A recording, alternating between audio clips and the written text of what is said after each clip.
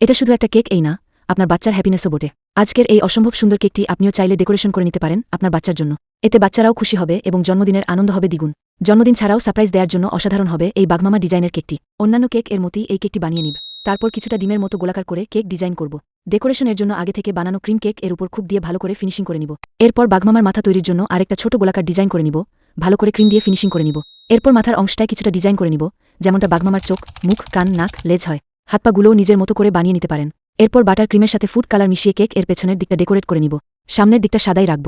এরপর liquid chocolate দিয়ে বাঘের গায়ে যেমন কাটা কাটা দাগ থাকে সেভাবে ডিজাইন করে নিব। এরপর ক্রিমের সাহায্যে পশমের মতো ডিজাইন করে নিব। কাঠির সাহায্যে চোখ এঁকে নিব। পিঙ্ক ফুড কালার মিশিয়ে বাটারের সাথে জিভহাও আঁকাব। সামনে ছোট করে দাঁত এঁকে দিলাম। ব্যাস হয়ে গেল অসম্ভব সুন্দর বাচ্চাদের হ্যাপিনেস মানে বাগমামা কেক। ভালো লাগলে চ্যানেলটি সাবস্ক্রাইব করতে ভুলবেন না।